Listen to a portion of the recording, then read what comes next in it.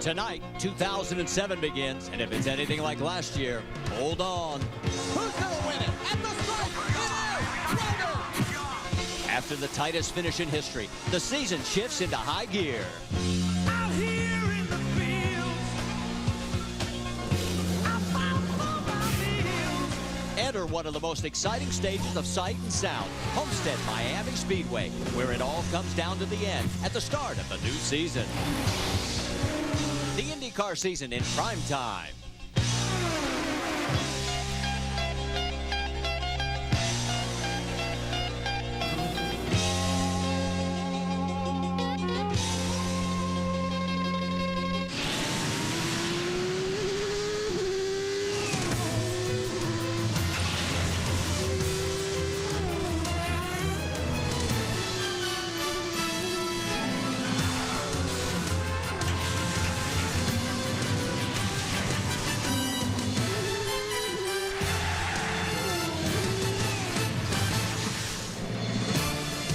Yes, we welcome you back live to Homestead-Miami Speedway, where we are getting ready to open the 07 campaign, race 1 of 17. It is the Ethanol IndyCar 300 presented by XM Satellite Radio. And I'm Marty Reed, along with Scott Goodyear, Jack Arute, Vince Welch, and Brianne Pettigo.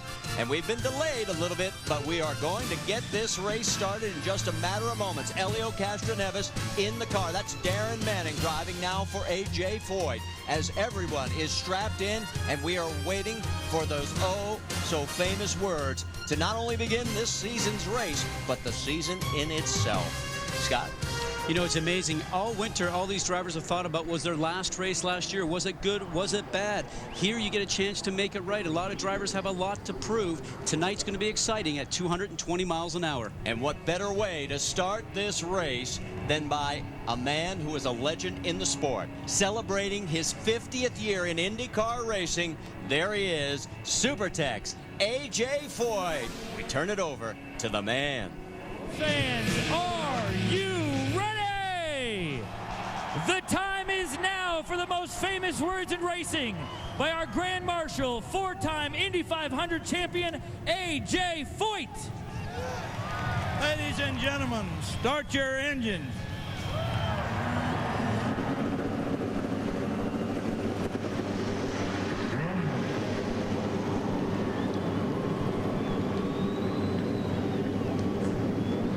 If you have missed that sound, you don't have to wait any longer. The high sign means we're ready to go. Back of the field, Scott Sharp after the penalty, the infraction for the wing interpretation. I guess that's the best way we can talk about it. And Marty, we spoke to him just a couple of hours ago, and he is so focused, and he is just so angry about being in the back.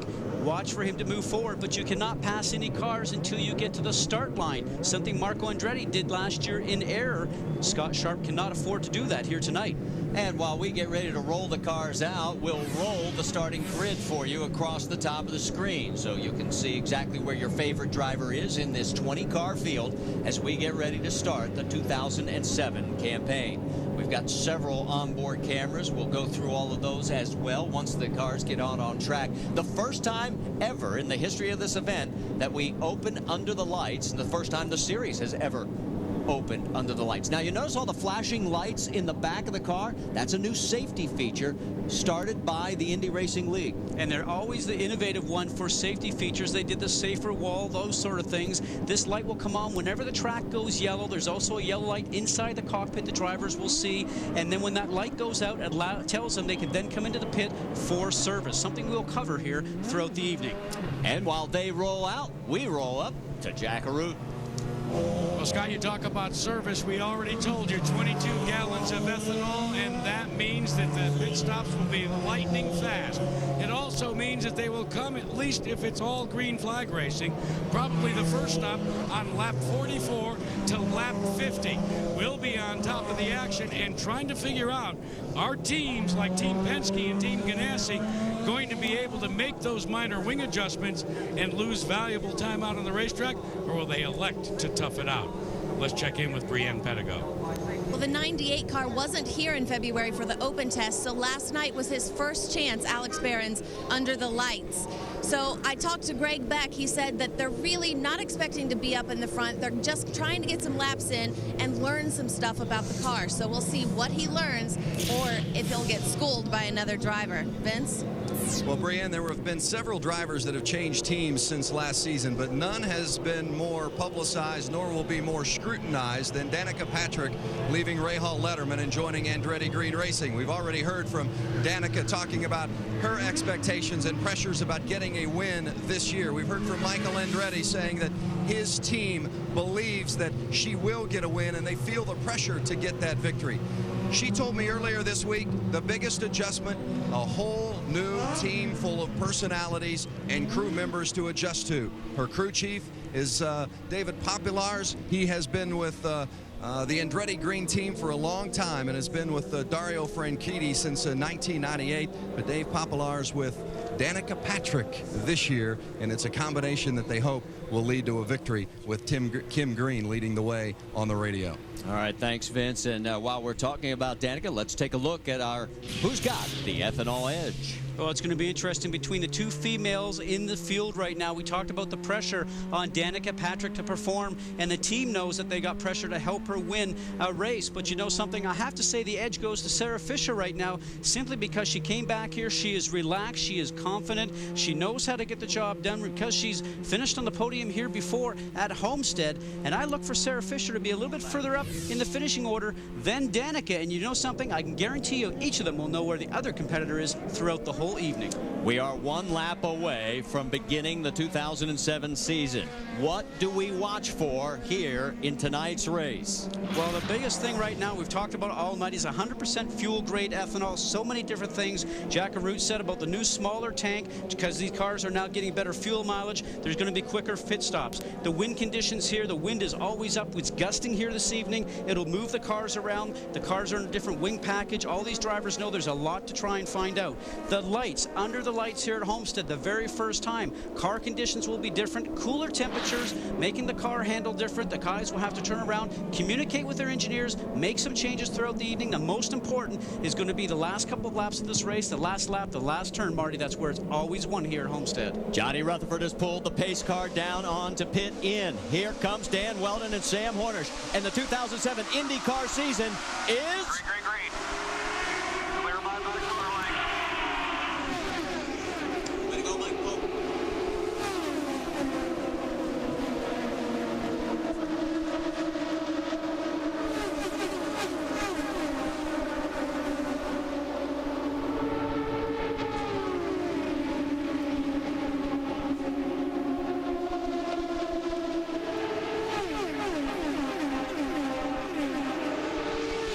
And about 26 seconds after we started this race, Dan Weldon is leading lap number 1. The sparks flying with full tanks. Oh, the cars are hitting bottom right now because we got a full fuel tank, low tire pressures until those tire pressures start to build up, raise the cars off the ground. These cars are going to be sparking. Marty, I can tell you, when you're sitting behind a car that's going like that, you are just seeing all those sparks coming across the front of your windscreen. All right, let's set it for you. You're on board with Dan Weldon. He has got right behind him Sam Hornish Jr. Hornish took a look on the outside through 4 last time, couldn't get the job done. In 3rd place, Tony Kanaan, Dario Franchitti, Scott Dixon. That rounds out your top 5. Look at Franchitti at the back of your screen there. He's got his hands full in a battle for 5th. There's Dixon on the high side in the 9 car. And now Tony Kanaan's under attack by his own teammate. Kanaan's trying to run a little bit of a high line just to make sure that Dixon doesn't get too much of an advantage, but he doesn't want to mess up his partner who's behind him, 27 of Dario Franchitti, but it doesn't work, Marty. Dixon slingshots around both of them and takes over the position, and now all of a sudden it's Dario going past Tony Kanaan. He doesn't like his race car. It's not handling. He got out of the throttle mid-turn, and you can see right now he's throttling off going in the turn. The car's not handling the way he wants. He's smart. Sit back, get away from dirty air, and make some adjustments inside the cockpit. Meanwhile, up front, Dan Weldon and Sam Hornish continue to pull away. There's Elio Castroneves now. He has got Tony Kanaan in his gun sights. Castroneves on the high side in the number 3 Team Penske car completes the pass. Here comes Vitor Mira around Tony Kanaan. And Kanaan, who looks so good in practice and qualifying right now, is going the wrong direction. Oh, he is, Marty. And you know something? He's tried the low line. He tried the high line. He's trying to find a place where his car is comfortable, where it doesn't come out from underneath him and take him out of the race. Come back to the lead with us now, and there is Dan Weldon, about a car length and a half over Sam Hornish Jr. And remember, we should tell you, there were 2 other races on this track today, one of them involving a different type of tire, a Hoosier tire, which doesn't really work real well compatibility-wise with these Firestones. They say it'll take till about the first pit stop before this track really gets comfortable for these guys. Let's take a look at Tony's telemetry. You know, the Firestone telemetry, tell the tale right now. He's 100% throttle, and that's maybe because he can drive the car because he's not in that dirty air. There's cars in front of him. The dirty air we talk about is all the disturbed air coming off from the car in front and taking away downforce in your car. You can see that he's still got the throttle on, and we've got a yellow, Marty. The yellow has come out. I'm looking around the track, and we've got a car stalled down in turn number 1. It's Alex Barron, and there he is, stopped down in turn number 1. And I don't see any damage. I just think maybe this could be a mechanical. And we see the yellow light flashing on the back of the car right now that we talked about before. And this yellow light is what all the drivers see when the car in front of them, and that alerts them, also along with the light that's inside the cockpit. Yeah, the track is ever yellow. Electrical pressure's gone to nothing. The fuel pressure it dropped out and then it came back up. Well, you heard Alex. Fuel pressure dropped out, came back up. Without fuel pressure, you're not going anywhere. So here we are at lap 8 of 200, our first caution of the evening. We had 4 last year, which tied the fewest in this race's history. Hopefully we'll be even under that tonight. Well, Marty, here's the question right now for me. Does Tony Kanaan, who does not have a car that's working well for him, take this opportunity, come in, make some adjustments when we're not under a green flag pit stop? It allows you to put tires in the car, fuel, and make some wing adjustments. And Jack Arute talked about before, it would be difficult under a green flag stop to get all those done without losing spots on the racetrack. And Tony right now in 7th position, so he started 3rd. His teammate Marco Andretti also moved back. He is in 8th position, but he started 5th. Tony's made a bigger drop than Marco. So we may see some pit stops here for some adjustments. Remember, we talked about the fact 22 gallons for the ethanol that go into these tanks. Now, the pits are still closed. Now, as these drivers are going around, Marty, we talked about that yellow light in the back of the car. The driver's sitting in there, and he sees the yellow light. If it's still flashing, he knows the pit lane is closed. When, as soon as that light goes out, he can take off and go inside. And so we go. Red flashing light. I probably said yellow because we're under a yellow caution. I hit my head too many times against the wall. You're asking me. I'm the colorblind guy. I can't tell which is which. I have to have my wife pick out ties, remember? Now, as soon as that light goes off in the back of the cars, then the drivers can enter the entry lane and come into pits and get the service on the vehicles.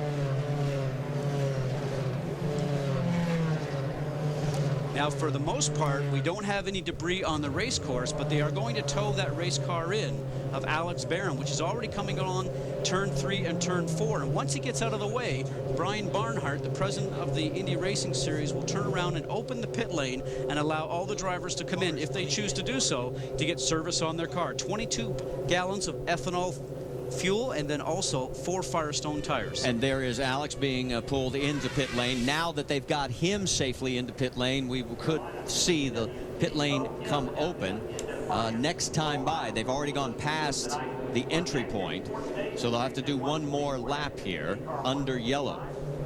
We should talk about the fact there were some thoughts that, especially now with the increased fuel economy that ethanol gives, you could see as many as 12 miles to a gallon under yellow, which could extend somebody's, Fuel gambling window. period. Yeah, their fuel window and their right to gamble if they wanted to. And what that is that the drivers have a knob on the steering wheel, and they can actually take it from running full fuel, full rich as we call it, and take the knob that's actually on the steering wheel itself, and every driver actually has one, and he can adjust it down to say -2, -3, -5 on fuel, and it gives less fuel inside the engine. Obviously, you're saving fuel. And what ends up happening with that is you maybe get to 10 or 12 miles to the gallon. So you don't want to gas the car too much under the yellow because you end up using fuel. Now, the red lights are off on the back of the car, all the drivers to the left-hand side, and this is a great opportunity for just about everybody, we think, to come into the pit lane. You saw Dan Weldon made a little fake as if he was going to come in, then he goes back out. Sam Hornish continued to follow, but there are those that are taking advantage of this, and they are coming in. And one of them looks to be Tony Kanaan, and it looks like Marco Andretti right behind him. They had dropped to 7th and 8th. Let's go to Vince Welch. Tony Kanaan is coming in. He will get fuel and a wing adjustment only. No tires. Right behind him is Marco Andretti, also getting fuel and a wing adjustment. Looked like they took about 2 turns on the wing. Yeah, it's a lot of turning of the wing, and that, I mean, tells you just how much the car was not working for him. And this yellow caution period really is a blessing for those guys, because they were just about ready to continue going backwards in the field. So now they will get back into cycle, and we'll be able to figure out where everybody is. No one has gone down a lap. We only had 8 laps under green before we had our first caution.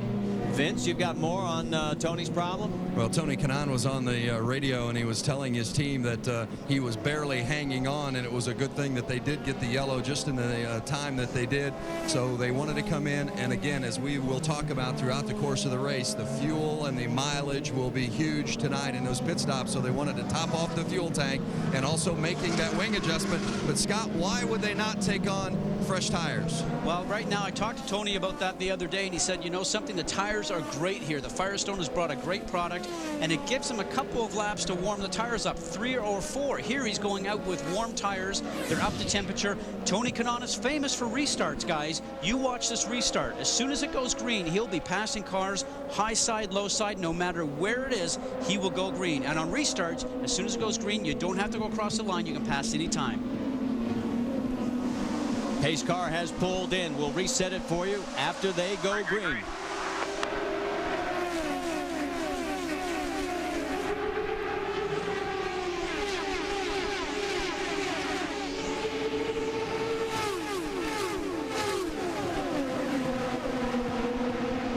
And in the back of this field, we had it 3 wide through 1 and 2. And the fans loved it, Marty. I just popped my... Danica's going everywhere, just trying to make a move here. She was restarting in 14th position, trying to move around a couple of cars. Tony restarted in 13th. He's already up to 11th. Danica in 15th right now. Fighting the wheel just a little bit. You can see her maneuvering it. Hands are not smooth like some of the drivers. Also looks like she can't get the car on the bottom of the track. Well, that's right now, because Darren Manning's there in her way on the bottom side, but looks like she'd like to be down there. Maybe that's where her car works best. They're all around. She hears the words from the spotter. Now what happened there is the car in front. Darren Manning just took the air away from her. She was going to the low side. Darren took the air away. She had to get out of the throttle. Nothing has changed up front. Dan Weldon still leads Sam Hornish Jr. Scott Dixon, however, after the pit stops, is now 3rd. Dario Franchitti is 4th. Elio Castroneves has moved up to 5th position. Vitor Mira is 6th. Watch this battle, Marty. Dan Weldon does a great job. Comes off the turn, gets down to the low side, does not allow Sam to have a look on the inside, goes through the turn now, and will just go up on the exit of the turn, take some air away from Sam. Sam's got to sort of roll back a little bit, always looking in his mirrors. Jack, you've got more on Dan Weldon's strategy? Well, Marty, the big question is, why did the leader not pit? He had been set up, was electing to pit. In fact, Elio Castroneves and Sam Hornish and all of the cars in the front were going to be set up in their box as well. It was a case of playing poker. As soon as Chip Ganassi radioed to Dan Weldon, we're going to stay out, everybody rolled their stuff back. Now remember, this takes the AGR, Kanaan, and Andretti cars out of pit sequence. The magic number, as you know, will be 50. You're going to have to come in because you'll have expended your 22 gallons of ethanol. Thanks, Jack. And meanwhile, Dan has opened up about a 2 to 3 car length lead over Sam Hornish Jr. And it's about a half a second back to Scott Dixon. So right now, these two are trying to run away and hide. Here's your top 5 after 19 of 200 laps at the Ethanol IndyCar 300. Back here at Homestead-Miami Speedway, you didn't miss a thing as you were side by side with us. Dan Weldon, as you take a look at the top 5, still leading Sam Hornish Jr. after 23 of 200 laps.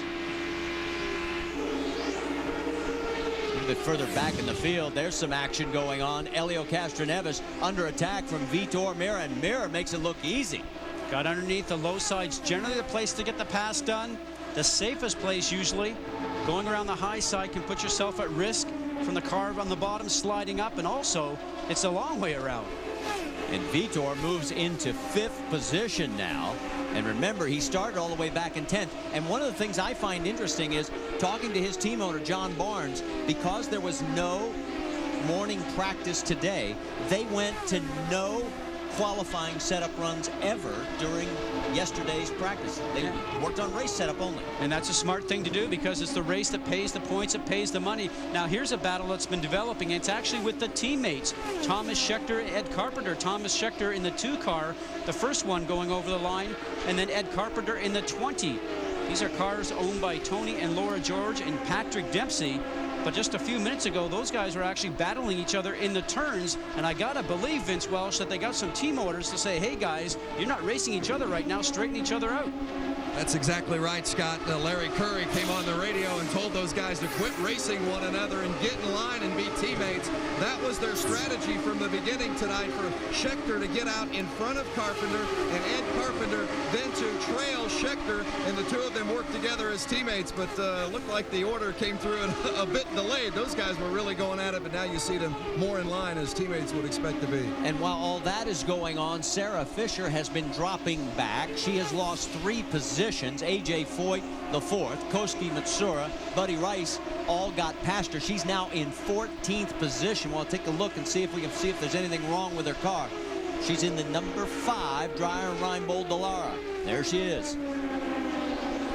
Now those cars in front, Marty, are certainly giving some what we call that dirty air we keep mentioning, making your car maybe not handle as well as they can. She's working on a draft right now of the car directly in front of her, and if she can get that draft, she can get some speed coming out of the turn. But you can see her backing off the throttle there.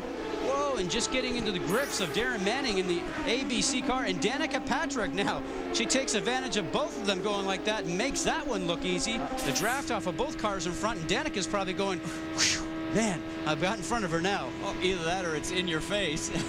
Take a look at the Firestone telemetry on Danica's car as she did shoot past both of them. And Marco Andretti is one of those cars that's back there. He is right in line. There you go. 1 at a time. Set him up. Use your toe. There he is right in front of Danica. Brienne, you've got more? Yeah, Sarah Fisher's got a little bit of a problem with pushing in traffic. She's dealing with a lot of understeer as she fights traffic. Otherwise, her car is great. She is going to make some adjustments as they come in for the first pit stop. Well, and this doesn't surprise us. More on that in a second, but look right behind Sarah. There is Scott Sharp. Remember, he started at the back of the field, and he is still running in 18th. Sarah in 17th. Tony Kanaan told us before the race, said this track is going to change about 5 times tonight because of the fact we're running at night. Absolutely. You can see how much they come off the throttle when we have the Firestone telemetry up. We saw that with Danica Patrick, and as we rode along there with Scott Sharp in his 8 car, you can see, look at the throttle off there. You're not going to go around here fast, guys, without keeping your foot on the throttle. Maybe cutting back down to 90%, but when the car is having that much of a problem, you're taking your foot off the throttle. Let's watch all the way down to the 50s. That's a major problem. You're hoping for a pit stop. At the speed he's doing now, he is going to have a chance of being lapped here very early on. Well, and here's the reason why. Dan Weldon is flying. He is averaging about 210 miles an hour right now. Sam Hornish is now 1 1/4 seconds behind in 2nd place. I mean, Dan looked great in the preseason test when we were down here. He looked good right out of the box. Within 4 laps, he had set quickest lap. And here he is just picking up right where he left off after qualifying. Meanwhile, we move a little further back, pick up Scott Dixon. It's Weldon, Hornish, Dixon, and Dario Franchitti. That's your top 4 with Vitor Mira in 5th, and now Ed Carpenter up into 6th. There's Dario Franchitti running a solid 4th and leading the charge now for Andretti Green. Vince, you've got more? Andretti Green is a 4-car team, and Tony Kanaan, Danica Patrick, and Marco Andretti all took advantage of that first stop to get wing adjustments, but Dario Franchitti did not come in. He stayed out, so it just goes to show you that 4 cars on a team that are set up very similarly. 3 of the drivers didn't like it. 1 of the drivers did, and so far Dario Franchitti says the car is fine. His team is telling him to keep digging. They're coming up on the slower traffic. Well, and Kanaan's the only one of those 3 that did pit. That's Marty Roth that Dario's going around. Kanaan's the only one that's really benefited. He's fought his way back up to 9th, but Danica is 13th. Marco's all the way back to 18th. Look at this.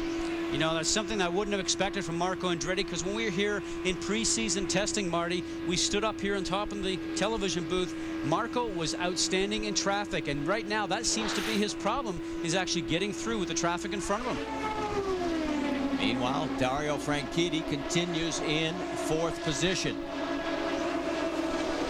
Here's the battle for 7th. You got Helio Castroneves, and trying to go underneath him is Thomas Scheckter.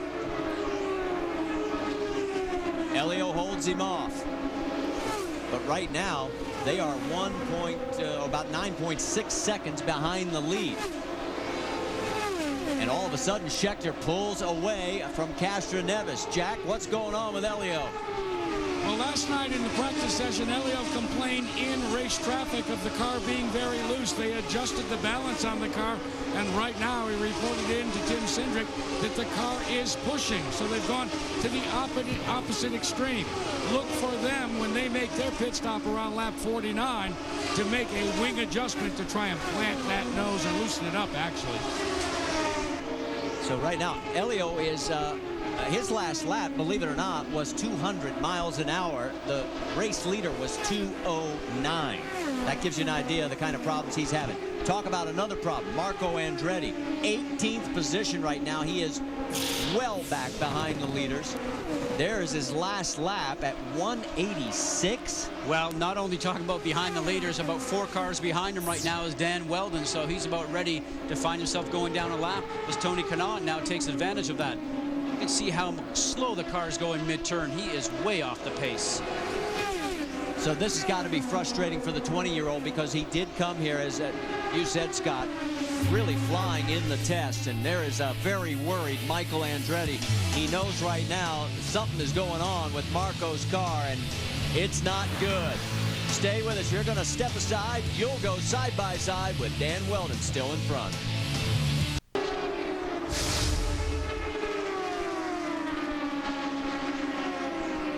Back here at Homestead-Miami, you saw the problems Marco Andretti in the pits, and he is still there. Meanwhile, Dan Weldon continues to fly around this racetrack. He's got a 2-second lead over Sam Hornish. Here comes Dario Franchitti. He peels off. He was 4th when he came in. And again, there's Marco. They have got some kind of problem.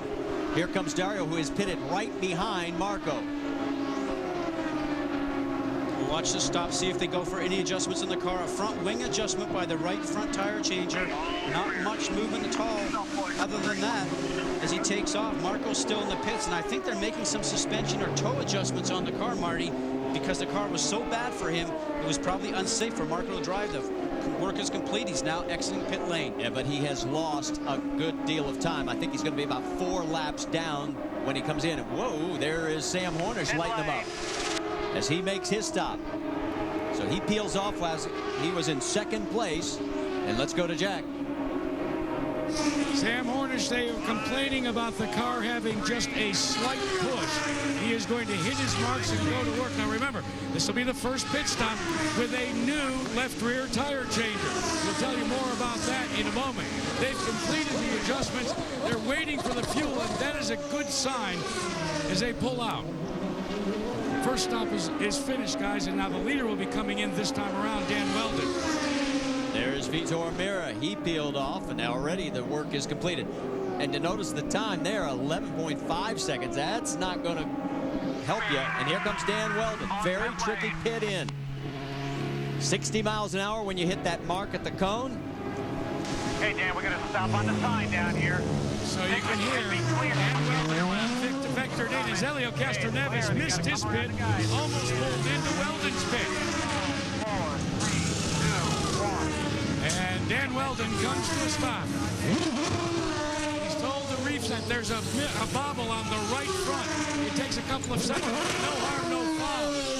And Dan Weldon lights up the Firestone Firehawks and is back.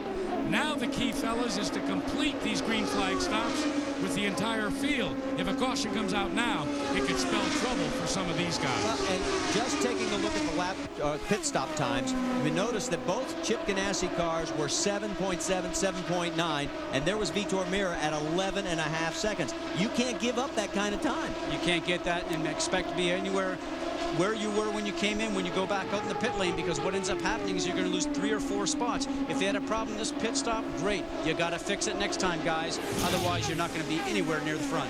4 seconds is just short of a quarter mile at this speed. Here we go, out on the track. Take a look. It's Danica Patrick in the 7 Motorola car. And a Vision car of Ed Carpenter. Now this is a battle right now for 9th position. Remember, we see some more sparks again because of full fuel load and the low tire pressures and the fresh tires of Firestone Firehawks that are now being put on the car after pit stop. So there is Sarah Fisher. She has made her stop. She's back on her way back out onto the track.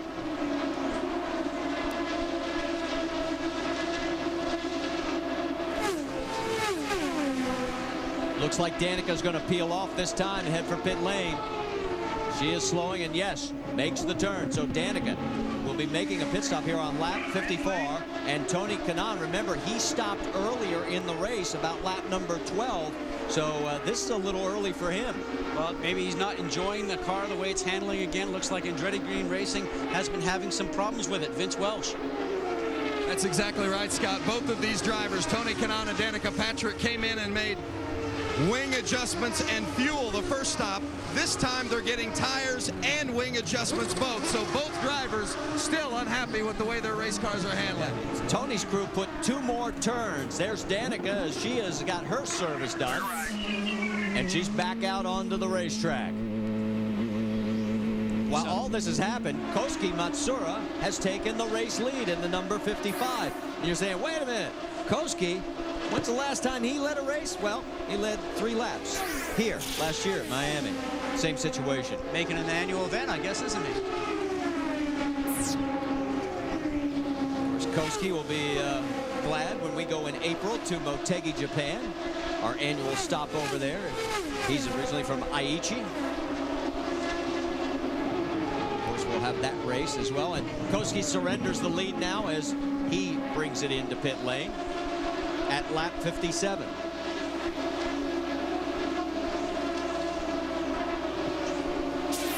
Meanwhile, let's go back on board with Dan Weldon, because guess what?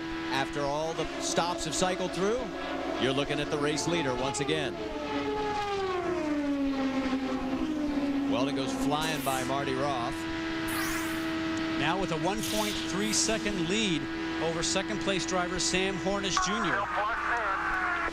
We can tell you while all this is going on, Marco Andretti is back into the pits. He's 5 laps down. So for all intents, his purposes, his evening's over.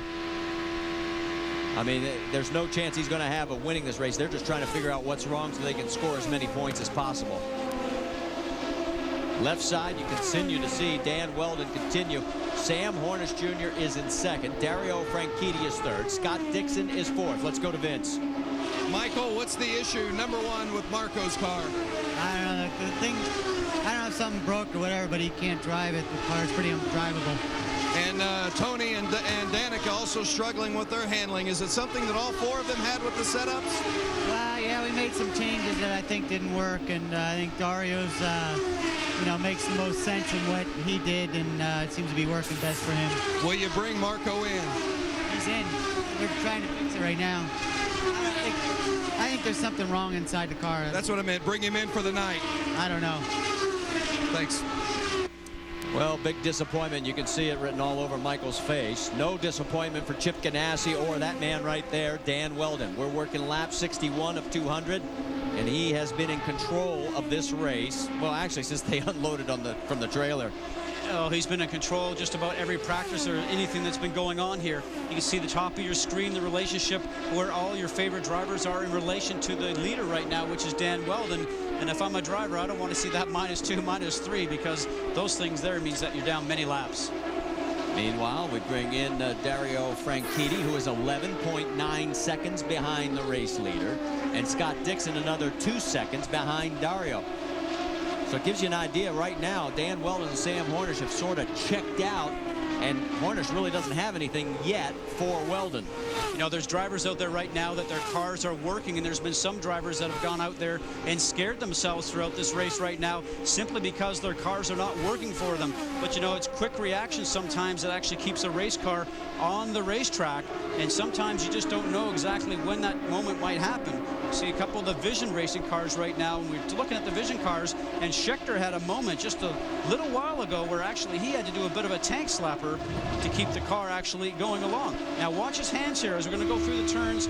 Car's working, dirty air from the car in front. He gets up high towards the wall, and the car just steps out on him, shakes his fist at the other driver, goes down a gear to try to keep the momentum up, and right now he's not a fan of Marty Roth, which is the car that he passed on the bottom side, and I don't know if that's maybe a heart palpitation or what I call is a depends moment.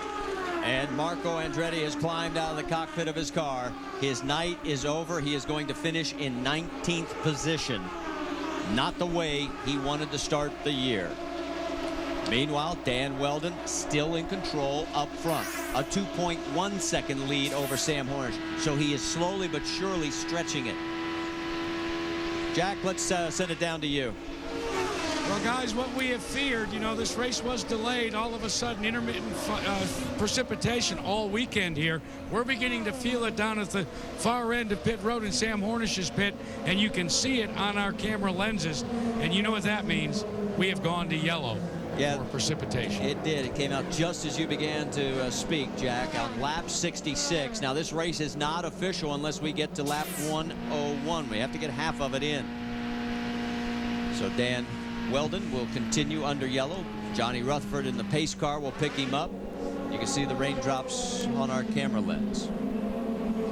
Gives us a chance to tell you it is Dan Weldon, Sam Hornish Jr. in second, Dario Franchitti third, Scott Dixon fourth, Thomas Scheckter for Vision Racing now in fifth, along with his teammate Ed Carpenter in sixth, and Vitor Meira seventh, Elio Castroneves, Tony Kanaan, and A.J. Foyt the fourth rounds out your top four, or top 10. There is Sam Hornish Jr. We told you he was losing ground ever so steadily, but not at the increments like some other people. Jack, what's going on?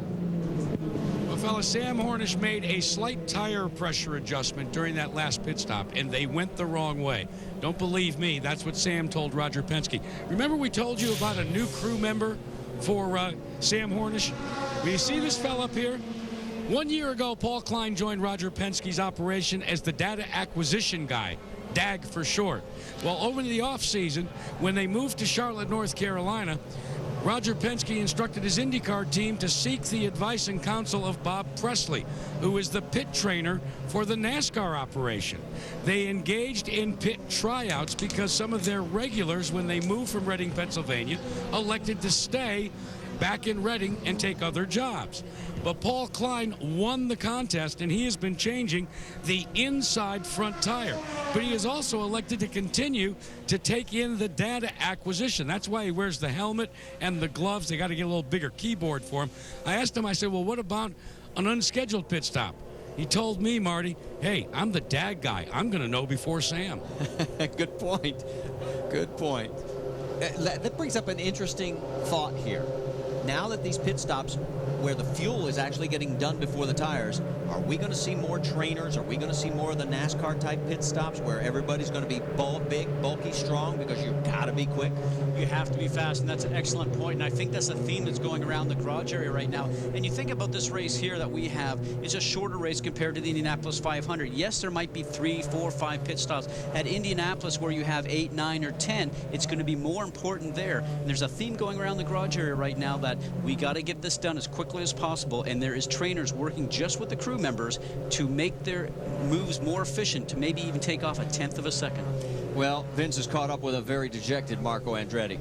Well, guys, Marco Andretti, they are going to make a spring change. First of all, Marco got out of the car, and Kyle Moyer, handles the strategy for this team, said, we're done, guys, and they even talked about taking the car back to the garage. Marco got out of the car, and he says, let's try to make something work, and if, even if it means going out on the track and just making laps and trying to stay in the mix for points, get in as many laps as we can get. Right now, he's talking with Kyle Moyer and his engineer, Eddie Jones, but right now they're trying to decide in the big picture, is it safe enough to go out? Kyle suggested that they make a spring change. Marco asked if we could not do an interview for a moment until they first decide whether or not they're going to go back out on the track. He was trying to convince the team to make changes here on pit lane and try to get back out on track, but there's no question the car, and Scott, you made the comment up in the booth just watching him going through the corners, the car was unmanageable out on the racetrack. And Vince, I like Marco Andretti's thinking because he wants to see what the problem is, number one, and most importantly is because there's not that much testing going on throughout the season, so you use this race right now as a test session to get some answers to prep yourself for the next mile-and-a-half oval. And there's one other reason, because he's serious about this championship run. He thinks he has a legitimate shot, but not if you're finishing in 19th spot. So as the red lights continue to flash, that tells all the drivers in the field that yes, we're under yellow, but also that the pit lane continues to be closed. So they continue to motor on lap 70 of 200. We're under a bit of a rain delay, although right now it looks like it may have dissipated. There's your top 5 here at the Ethanol IndyCar 300. We're stepping aside. You go side by side.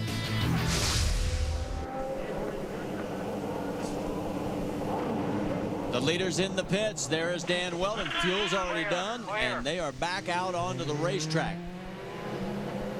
Now, I did not get to see from our angle. Did he take tires as well? It sure looked like he did not. And I'm not sure there's a lot of teams bothering to take tires. I think they're going to just work on their track position.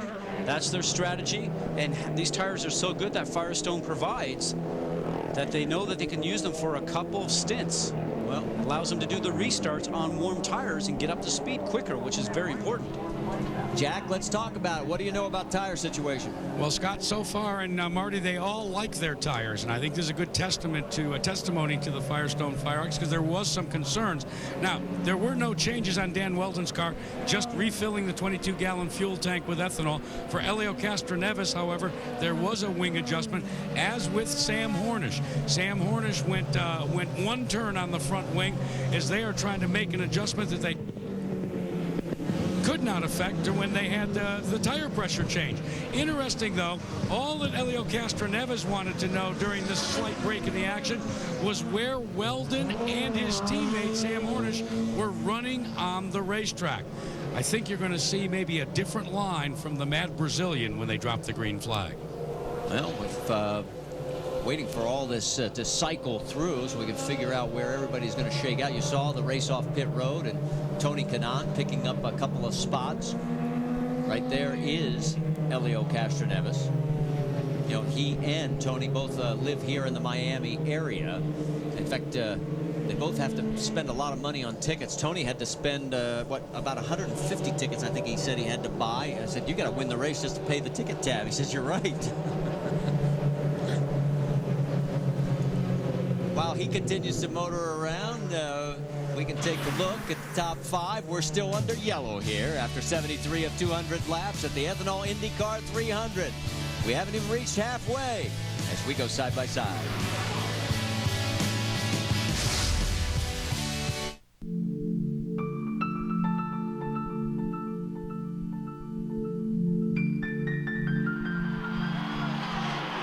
How do I love you?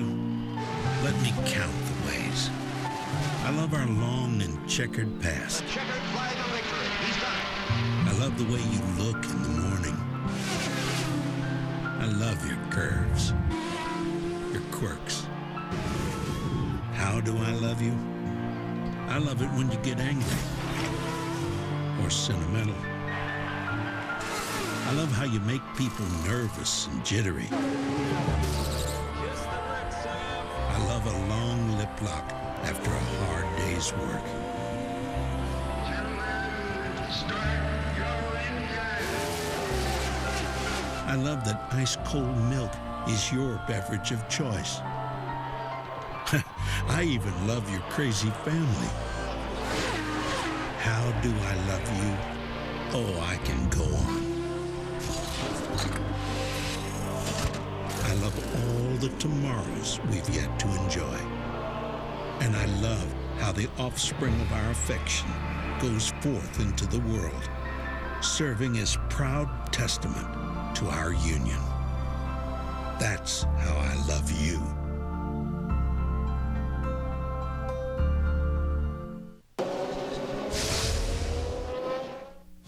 Out here in the fields,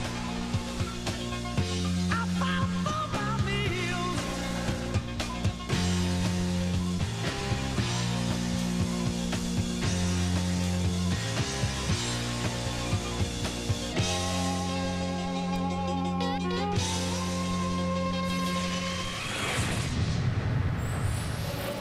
It has been a very eventful evening so far as we're getting ready to go back to green flag racing here at Homestead-Miami Speedway. Let's take a look at the top 10. We can show you Dan Weldon is in front of Sam Hornish Jr., Scott Dixon, Elio Castroneves, Dario Franchitti. There's your top 5. And then Ed Carpenter, Thomas Scheckter, the teammates, followed by Vitor, Danica Patrick, Buddy Rice, Koski Matsuura, and Tony Ganon. And that top 11 is in the lead lap. You heard the call. We're back to green flag racing at Homestead-Miami.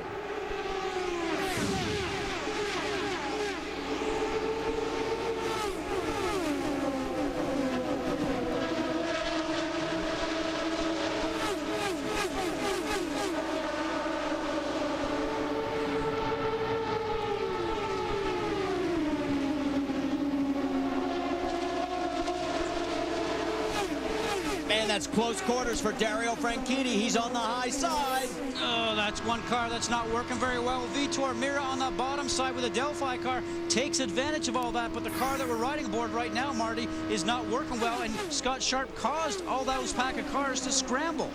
That was Elio Castroneves in the Team Penske 3 machine. There's Vitor right in front of him. On board again with Sharp. Now remember, he is in 17th position right now. He's about 3 laps down. Sometimes when your car's not working, you're just trying to keep out of the way. He's now gone to the high side and let all the traffic go through on the low side. Elio Castroneves got around Ed Carpenter, has moved up to 6th position. Vitor has moved up to 5th. Ed has dropped to 7th. Dario Franchitti's running in 8th right now. These guys go side by side. There you see Scott Dixon, Tony Kanaan. Now remember, Kanaan is the first car a lap down in 12th position. So that is not a battle for position. While this goes on out on the racetrack, Vince has caught up with Marco. Well, Marco Andretti just told me it was such a handful he was shaking. When did you first realize you had an issue? Right at the green flag. I mean, I don't know. I can't tell you what's wrong. You know, I think there's something wrong with the car. Something broke. But you know, my engineer just thinks we messed up on the setup. So I don't know. I mean, I couldn't tell you. That's why I put off the interview so long. I do not know what's wrong, but it was undrivable. I've never been so scared in my life in an IndyCar. There you have it, guys. A difficult way to get a season started, particularly one with championship hopes. And Marty, you know, in a situation like that, they were going to make a spring change and maybe go back out. It doesn't take much for something to go wrong in these cars. They could have a shock that went bad, and maybe the shock lost pressure. And once that happens, these cars are undrivable. They are set up on a setup pad to the thousandths of an inch. And boy, when it goes bad, it goes bad. Right now, it's not bad up front. It's awfully close. Dan Weldon, Sam Hornish Jr., Scott Dixon. That's a 3-car battle there. And then Elio Castroneves has gotten around Vitor Mira. So Elio now up to 5th position. He's looking for Thomas Scheckter. And there's Thomas right in front of him. Down the backstretch. And that is Scheckter as we go on board with him. Now at this midpoint in the race right now, all the drivers are relaying as we ride along here with Thomas Scheckter on the 2 machine of Vision Racing. So we watch Elio Castroneves working the high side, trying to go around him on the high side. All these drivers are getting a feel for the car. They know they only have another couple of pit stops left. They're relaying information back to the engineers in the pit box to tell them what the car is doing. They've only got 2 more chances to make these cars right for a shoot-up to the end. Meanwhile, back up front, there it is. Dan Weldon, Sam Hornish, and right behind them, Scott Dixon. Dixon's only about 4/10 of a second behind. In fact, you're looking out the back of Weldon. There's Dixon, and he is right there. If those guys hiccup, he's going to say, bless you. You know something? I like what he's doing right now. He's sitting back, probably trying to save a little bit of fuel. He's almost like the stealth right now because they know he's back there, but he's a very cagey driver, a very smart driver, a very quiet individual, a little bit opposite maybe to Danny Weldon. And I'll tell you something, he's probably just thinking about what he needs to do to make his car a little bit faster. Well, the meat in the Chip Ganassi team sandwich is Sam Hornish. Jack, what's going on? Well, Sam Hornish likes the change, the wing change that's been made. He feels like he can stay right glued to the rear wing of your leader. You can see them almost drafting their way around each other. But Sam likes a little bit higher line, especially mid-corner on the way out. The car seems to work better there. And you know what, Scott Goodyear? You're absolutely right. I've been monitoring Scott Dixon all night. They call him the Iceman. He has said zero, nada, nothing on the radio. He's just stalking these two out front. Absolutely, Jack, and you know how he works. That's how his mind works. He's really just the quiet guy that works very hard, makes his race car strong. He doesn't want to be up in the showboating right now. He's just worried about the last lap. And if you're just joining us here at the top of the hour, welcome to Homestead-Miami Speedway for the Ethanol IndyCar 300 presented by XM Radio. I'm Marty Reed along with Scott Goodyear, Jack Arute, Vince Welch, and Brienne Pettigo down in pit lane. And that is our battle for the race lead. It is Dan Weldon right in front of Sam Hornish Jr. with Scott Dixon in a very close third. Then it drops back to Elio Castroneves in fourth and Thomas Scheckter rounding out the top 5. And there is Danica Patrick as she continues to try and move forward. She's in 10th position right now, going around Kosuke Matsura. Matsura is 9th, so now Danica is 9th. That battle's been going on for a couple of laps, and she finally got that done. And here's a battle brewing right now, Marty, for 4th place. Elio Castroneves is actually sitting up in 4th, and actually he can see that the 2 vision cars right now, Thomas Scheckter and Ed Carpenter, are in hot pursuit. Yeah, and they got team orders before not to be doing this. Don't race each other, but here they go, Vince. Marty, this is exactly what this team wanted to do. Not race one another, but they wanted to run together if at all possible. Thomas Scheckter in the lead with Ed Carpenter behind him. That was what the team hoped would happen before the race when they talked about their pre-race strategy. Now Ed is in front of Thomas. That gives you an indication that Carpenter's car may be working a little bit better than Schecter's, but having the 2 guys run together is exactly what team manager Larry Curry told me they wanted to do tonight. He said, if we're running together in the lead pack, things are going our way. Yellow has just come out onto the racetrack as we have a spin and a crash in turn 4 involving 3 cars. It looks like Jeff Simmons is one of those cars right there. Kosuke Matsura is another one. He's already gone past the start-finish line, and one of the Vision Racing machines. It looks like it could be A.J. Foyt the 4th. There is Kosuke's machine. He looks to be okay. A.J., there's Anthony. He's taking the steering wheel off. And the onboard camera with Jeff Simmons. So our first crash of 2007 involves 3 cars coming out of turn 4. Now, as the drivers try to navigate themselves past the crash, they're trying to make sure they don't drive over any of the debris that might puncture their tires. Pit lane is closed, and because of the debris, we're told they're going to take the entire field down through pit lane. Well, there is Kosuke. He's out of the car and seems to be okay. And I can see right here, yep, there is AJ the 4th. He is climbing out, so all 3 drivers out of the machines. You can hear the crowd in the background giving them all a round of applause. The Delphi safety team quickly on the spot. And now we'll just have to sort out what happened and then clean up the mess. There is Tony George, the owner of the 22, A.J. Foyt, the 4th machine. You can see some of the debris still on the racetrack as we look with Paul Blevins, the chief starter. Let's go back one more time. It's all happening just up in front. He's watching the cars go, and then all of a sudden, bang, Jeff Simmons is around.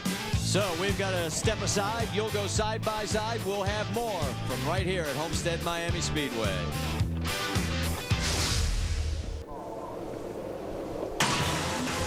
ESPN's presentation of the Ethanol IndyCar 300 presented by XM Radio is brought to you by Best Western. Best Western, the world's largest hotel chain. New Irish Spring Body Wash, all the freshness of Ireland bottled. And by Dymo Label Writer. Eliminate the hassle of label sheets. Dymo, the easier, the better. Under our third caution here at Homestead-Miami Speedway, and you're looking at our aerial coverage. That's the 360 OTC Ginn Resort Sky Screen. And boy, it lights up the night sky. Guys, we're glad to have you. Appreciate all the great views from high above, and that's the view they've got right now. Let's go back and take another look at this crash through Scott Sharp's point of view. He was further back behind. As we ride along with Sharp, just watch up front. The smoke comes from what we believe was Jeff Simmons' car. Not sure if he got touched from anybody behind him, but the car came around and the cars went up into the wall towards a safer barrier. Now let's ride along with Jeff Simmons. He's going into turn much as normal. Watch his hands, and all of a sudden the back end of the car is going to come around on him. Seems like everything's perfect, Marty, right now. A little bit neutral, and around it comes. So I'm not sure if the car got neutral on him mid-turn, and it looks like, sure enough, Koski was far enough back. I think Jeff Simmons just had a loose race car, and the back end got out from underneath him. So as you can see, they're bringing everybody down through pit lane. Pits are still closed, but the reason they're doing that is because of all the debris out on the front stretch. And the only thing that's going to make us have a difficulty with is now telling you when they last pitted, because they're tripping all the timers every time they go through. All right, let's take a look at our Firestone lap leader so far. Can you say domination? No, isn't that? We thought that when we saw them here in testing. Andy Brown, his engineer, has given Danny Weldon a car that works well for him. We've seen the focus on Dan Weldon, and you know something, after this race here, all the rest of the drivers are going to go home and go, how do we beat him? All right, let's check in with Vince. I think he's caught up to team owner Tony George. With Tony George, and Tony, it looked like Anthony just got caught up in that, but he was having a pretty good run. Had he given you any indication that there was any problem? No, the car was pretty good, especially when he was in clean air, but the car was good enough in traffic, and he was doing a good job. We had a bit of a problem on the first pit stop, which put him back, but nothing to be concerned about. And I think he was just kind of on the top side of the track when Jeff lost it and just got collected, and you know, it's too bad for everybody. This team said they wanted to get all three cars on the trailer in one piece today. That would be a successful event. Well, they've got two left. Yeah, that goes by the boards. There's what's left of AJ the 4th's machine, as that Dallara is on the hook. Now, this is an oval car, guys, so that car is not going to be used next weekend at St. Petersburg when we go do a street race. Those cars for all the teams are already built, and they're sitting in their transporters. All they need to do is put a motor in those cars, and those road course cars are already designed and built to go left and right. While we've got a moment, let's check in with Jack Arute. Jack, what's the latest on Dan Weldon? Well, for Dan Weldon, as you saw, in terms of dominating this race with 90-plus laps led at this point, he's had a car that was balanced perfectly. He told the team that. But during this last caution period, as drivers are apt to do, he was trying to explain to Barry Wansler that he had a problem with the car when Sam Hornish pulled up as tight as Hornish did the last time around. Scott, what he said is he could feel Sam back there, and it made the rear of the car very, very loose. Want to explain what's going on there? Absolutely, because the driver gets so close behind. It sort of takes a little bit of air off the rear wing of your car when you're leading. We see this done in NASCAR also, and these guys are now being able to run so close to each other, the drivers can actually feel that. And, you know, not everybody may be able to do that, but Dan Weldon was such a great feel with the race car, certainly can notice that. And Sam Hornish, guys, knows exactly what he's doing. He's going to go up there and try and make Dan Weldon have to take his foot off the throttle.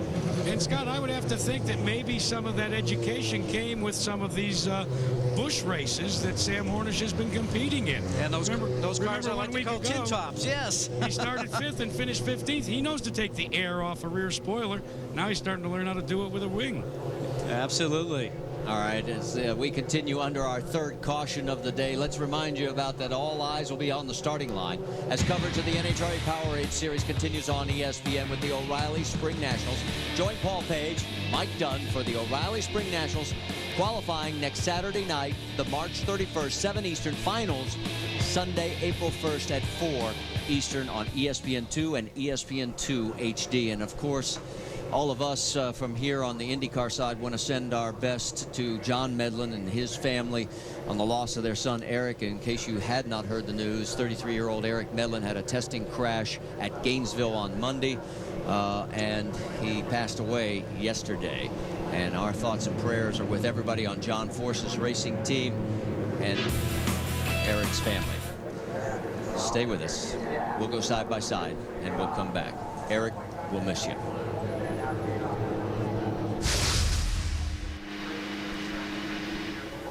Back here at Homestead-Miami Speedway, we are under our third caution after a 3-car crash. And again, we want to thank the guys at the 360 OTC Ginn Resort Sky Screen. They have been giving us these great aerials from high above. This place lights up so well at night. I mean, the lighting is so balanced. The drivers, when we came here for the test session, in fact, the only complaint they had was that white line you see at the bottom of the racetrack.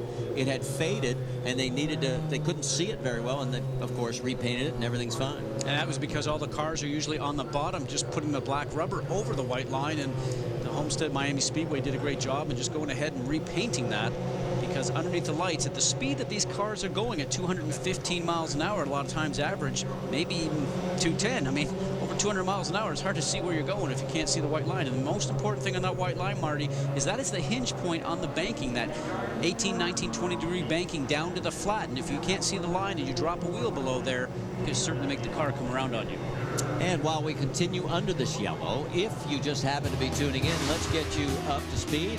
Dan Weldon, our current leader, he's led the most laps. I mean, about 96 of them, and we're on lap 102. The race is official, by the way.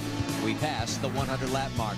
Marco had a rough ride. I mean, he is right now looking like he's going to be in 19th place as they can't figure out what happened to his ill-handling car. Danica Patrick running strong right now. She's in 9th position and is doing very well in her first ride with Andretti Green. And then, of course, on lap 92, the 3-car crash that put us in this current yellow condition, Matsura, Simmons, and A.J. Foyt IV out of the race. And we've just gotten the word that pit lane is now open, so we'll see everyone coming in to get new Firestone Firehawk tires and a fresh load of ethanol. Dan Weldon, is he going to come in? For a second, he looked like he was going to stay out, and he said, okay, I'll go on now. Lights are out on the back of the cars, and if you're just tuning in on that, that's a new device where everybody can tell when the pits are open. Those red lights at the tail of the car go out. Here comes the feeding frenzy. On pit lane. Pressure on the drivers, pressure on the crew members to make everything perfect. Jack Arute. Well, expect for Dan Weldon no major changes. For Sam Hornish Jr., they're going to put their qualifying tires on. And for Scott Dixon, no changes for him as well. Let's check in with Vince Welch. Danica Patrick will come in. She'll get a half a turn of front wing, tires, and fuel. The car is coming to her. She's liking it better and better as the race goes on. Meanwhile, the crews are going to work here, and off the way first is Scott Dixon. He engages in a drag race to see who's going to lead at the end of this caution period, fellas. Well, and there's problems for Dan Weldon, exactly. And Sam Hornish, he stalled the car. Sam Hornish had to have the starter plugged in the back of the car, and we're not quite clear what exactly happened. It looked like the car was let down with a Dan Weldon car, the target car, the number 10 car you see on your screen, and it went down on the wheel gun that the crew member uses to actually take the wheel nut off the car. This is so uncharacteristic of both these squads, but yet to have it happen at the very same pit stop. And I said on the way in, pressure on the drivers, pressure on the crew members to do a perfect pit stop, because if you can actually gain a position coming out, then the pit is actually very pleased. If you lose a position, then it's all up to the pit members. Let's check in once again with Vince. What's going on with Danica? Well, Danica Patrick talking with Kim Green right now about whether or not the car has any damage to it. Watch as she comes out of the pit lane after the wing adjustment. She'll hit the tire left by Dario Franchitti's pit crew, and the right front or the right rear crew member, I believe that's Josh Davis, had to jump out of the way. He did not get struck by the car, but the tire did bounce off his leg, kind of take his feet out from under him, but he is okay. I just spoke with him, but the most important situation right now for that man, Kim Green, and his driver, Danica Patrick, is the car steering okay? She reports at this pace, it is. Yeah, well, she's going to get a chance to find out at speed, but she's going to do it from the back. And absolutely, anytime that you have any contact with any equipment or car in the pit box in front of you or behind you, whether you're coming in or leaving your pit box, then you automatically go to the rear of the field. So you can see that she was up to 7th position and started 13th. Now, let's go back to these pit stops, because as we said, it was so uncharacteristic. Here's Dan Weldon's pit stop. Right now, everything seems to be fine. The car is actually down, and the car went down and it rolled backwards and back over the pit gun that the right rear tire changer was using. And I think what he did is he dropped the gun because he was in a hurry to retrieve the tire that was actually rolling out into the pit lane itself. So just a combination of errors there for the 10 car.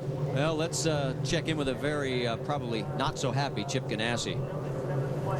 Well, fellas, interestingly enough, I don't think Chip, it's not a case of being unhappy. I think when Dan Weldon came back on the radio and said to you guys, that's okay, we can make it up. Yeah, Jack, I mean, we got lucky there. I mean, we had a guy drop a wheel nut, and the car came down. It was on the rear gun hose. Yeah. Looks like those other guys had some problems or something, too. And so anyway, it's going to be interesting from here on out. Chip, do you think that maybe with the new fuel cell and all of the talk about faster pit stops, that maybe these guys are a little bit more on edge than in years past? Well, what you have a situation where the fuel and the tires are done right about at the same time now with these 22-gallon cells. It's about as fast as it takes to put the tires on and off. I think this is just the beginning of seeing a lot of issues in the pits this season. Thanks, Chip. Well, we thought this might be the case, but I didn't expect it on the same pit stop from two of the top teams. We can tell you that after the stop, Sam Hornish is now in 7th. Dan Weldon is 9th. Who's the leader of your race? It's Scott Dixon. Well, will Dixon turn around and check out here just past halfway in the race? But it's going to be interesting to see what both Hornish and Weldon can do on the restart. While we've got a moment, let's get an update on the pit situation, Vince. Well, I'm down here in the Dario Franchitti pit with Josh Davis Butte. He's the right rear tire changer for Dario. Take us through that situation from your perspective. Well, Dario came in and I ran around and taking the tire off. I realized I had it out there a little bit too much. So coming back through, I was going to try and get it, but I saw her coming, so I just started jumping out of the way. So no big deal. As much as you guys train for pit stops, you can't train for dodging race cars, can you? Right, 10-4, yeah, absolutely. Oh, it's getting loud. Yeah, we do a lot of practice and stuff. I've only had a few weeks to do it since joining AGR, but no problem. I have already ran the scenario in my head if that were ever to happen, so no biggie. New to the team, what a initiation here. First race of the season, guys. All right, and let's set the field for you. It's Scott Dixon, Ed Carpenter in 2nd. This could be his best finish. Ticker across the top will show you where everybody is. Vitor Mira 3rd, Thomas Scheckter 4th, Elio Castroneves 5th. Green. And we're back to green.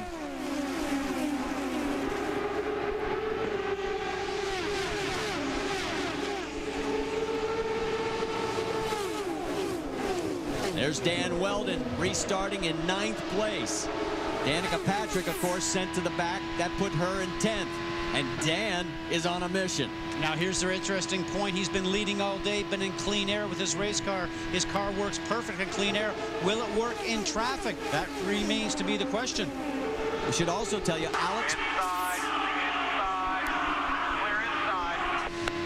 Alex Barron is back out on the racetrack.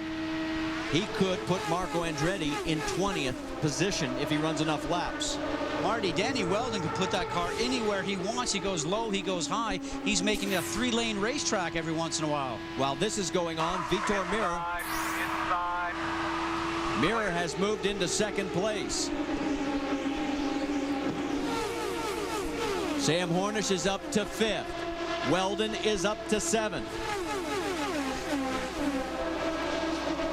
It's like watching some surgeons go to work here.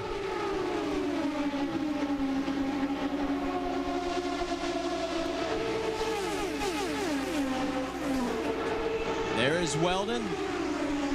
Sam is right in front of him. You can see both Penske cars. And Sam is hearing that information from his spotter saying that Weldon is behind you. And Sam's trying to go around the high side right now of Carpenter, but not making it a very easy job. Ed trying to get his career best finish.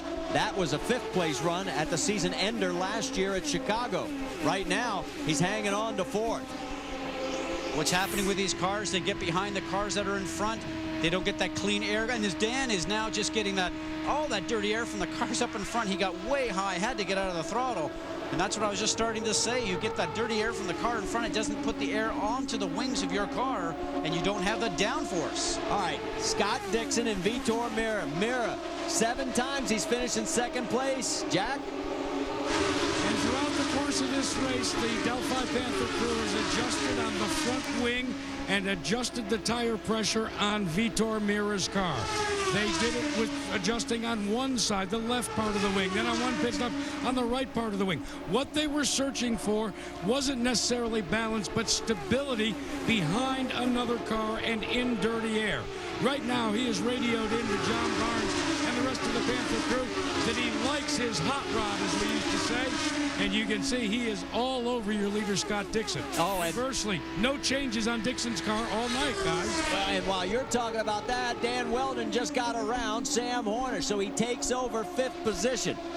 And now he's got Elio Castroneves in his sights. Well, this reminds me of last year right here. And he's gone. Elio could not keep his foot on the throttle mid-turn. He did not have the grip out of the race car, and if he didn't take his foot off, he would have had his car slide up mid-turn into Danny Weldon. Can you believe this? He restarted in 9th. Here he is going around Ed Carpenter. That's for 3rd. And Marty, he doesn't even take his foot off the throttle going around the turn. You can hear no change in the engine note as he's running around behind traffic. Well, another couple of laps, and he's going to dispense with these guys. Well, you heard Jack say to Chip, he says he got on the radio, says, don't worry about it, guys. I've got enough. Take a look at the telemetry. He is just motoring anywhere on this racetrack. Now, look at that. Not even off the throttle. Foot is completely down on the peg, 100% throttle. Watch the steering, the meter, that's the second one from the bottom, and watch the G-force. Probably see it just go up over 4 going through the turns. And a little bit of a draft he's going to get right now from the 4 car ahead of him, the Delphi car, Vitor Mirror. Vitor didn't know which way to go, and he's going, bye-bye, I'm passing you. This is impressive. He has got his teammate, and that's it. He's gone from 9th to 2nd, and get ready, because it may be 1st. Well, Dixon does a nice job of just making the car wide enough, high enough, make him go around the long way, the high side, but nothing's going to stop him. Unbelievable. Off and down a gear there. The car's not working as well at that end of the racetrack at 3 and 4 as it is down in 1 and 2. Yeah, but he's still got the lead. It's not working well. I'm just going to pull away, thank you. And Scott says, what does he have that I don't have? Meanwhile, Danica Patrick, remember she got sent to the back, put her in 10th position. She's now up to 7th. So Danica Patrick on the move for Andretti Green Racing. Oh, that car's pushing, Marty. You see how much steering she had into it? And then down a gear to try to keep the momentum up. Keep an eye on her hands right here. Yep, it's pushing. Danica Patrick, her career best finish is 4th. Can she do better than that? Back here at Homestead-Miami Speedway, we're going to be on the move to St. Petersburg, just up the road a piece, to the Honda Grand Prix. It continues on ESPN. Helio Castroneves, winner in the streets of St. Petersburg in 06, looks for a repeat performance against the Rookie of the Year, Marco Andretti, and former Rookie of the Year, Danica Patrick. The Honda Grand Prix of St. Petersburg, presented by XM, Sunday at 2:30 on ESPN. All right, the battle for third position is really heating up. There is Sam Hornish trying to get around, and does. Vitor Mira, can he hold on? Vitor trying to take it back. And here come a few more players into this mix. Ed Carpenter and Thomas Schechter's back in. We talked about how much of a change it was for Andretti Green on the mile-and-a-half tracks. What about Vision Racing? We saw Tony George talking earlier about the third car in that field of teams with the 22 that's out of the race because of the crash of A.J. Foyt, the fourth. But all three cars have been very, very strong here this weekend. That team is going to be a contender, I think, throughout the whole season. Meanwhile, you're watching all this action going on. Nothing has changed up front. Dan Weldon still leads Scott Dixon by just about a tenth of a second. But it's 2.5 seconds back to Sam right there in third, and then Vitor and Ed rounding out the top five.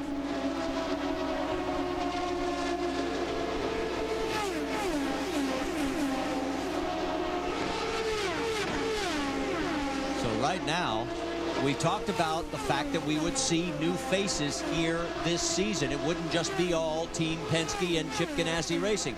Well, there's a good example. Vitor Mira, as he talks about needing a strong start in 07. All I want right now is to start this season like we finished 06, because I know that we have a lot more to learn among ourselves and also about the car than a lot of teams up there. And you can tell by his voice he's suffering from a heavy cold. We had a chance to confirm that in our pre-race show. And there is Vitor, averaged to finish a 5th in the final 10 races of 06. That's what he was talking about. He wants to keep that pace.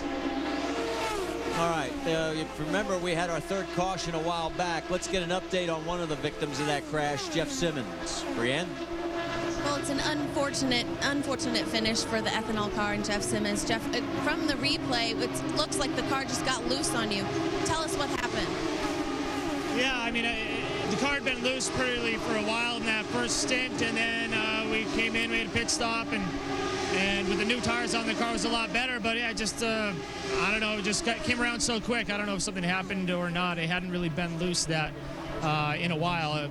It just kind of happened out of the blue, but I really feel sorry for everybody on Team Ethanol and all the sponsors, because this was a big and historic race for us, and we wanted to have a good showing, but we struggled all weekend, and we just didn't have a handle on the car. We're glad you're okay, and we'll see you in St. Petersburg. Sorry. We'll see you in St. Petersburg. Anthony Foyt was one of those drivers that was caught up in that incident. And Anthony, I know that the team had high expectations and high hopes for you today. It didn't look like you had any opportunity to avoid that incident. No, it was a tough break. You know, it's right in front of me, and he spun on the bottom of the track, and I'm on the top of it. So it's just unfortunate for all these guys at Vision. They worked so hard to give me a good car, but it's unfortunate. But, you know, my teammates are out there doing a great job, and everybody's all right in the crash, and we'll just move on to St. Pete. Anthony Foyt, one of the 3 drivers of the Vision Racing team, along with Thomas Schechter and Ed Carpenter. Larry Curry told me beforehand he thought he had 3 guys that could finish in the top 10 today. Certainly, Schechter and Carpenter doing their part here in the late stages. 2 other guys that are doing their part. You're looking at them from high above, Dan Weldon and Scott Dixon.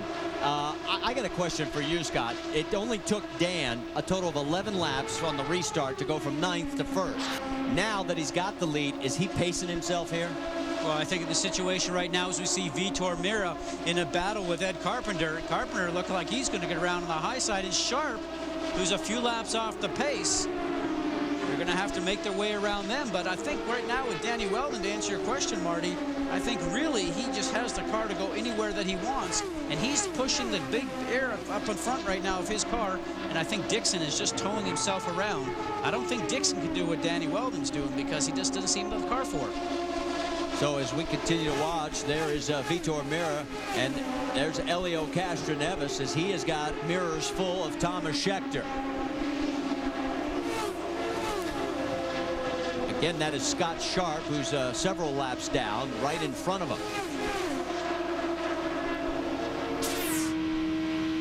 You're on board with Thomas Scheckter.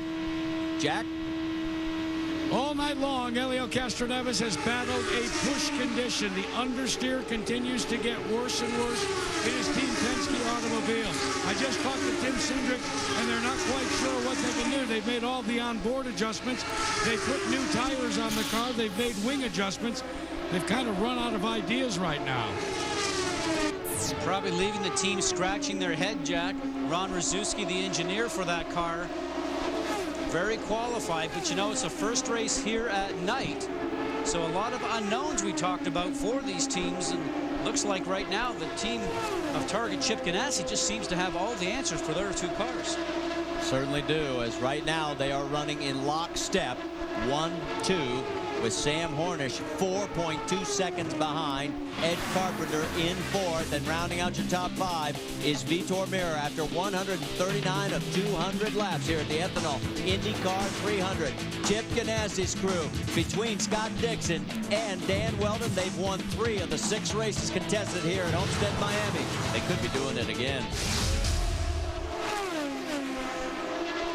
You're looking at our race leader, that's Dan Weldon, and that's the view from high above as we've got our aerial coverage provided by 360 OTC and Ginn Resorts, the sky screen, and it is just that pretty looking up into the sky. It lights up beautifully.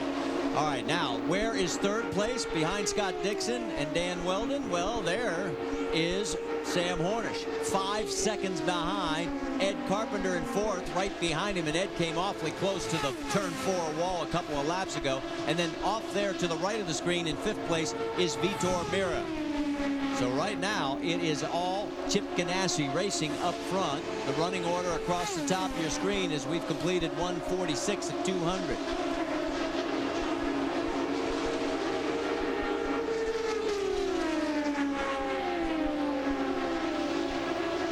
Now there is the margin, and now Dan has started to open up a little ground between his teammate Scott Dixon. In fact, before the race, Dixon talked about racing at Miami and Dan Weldon's success at this track.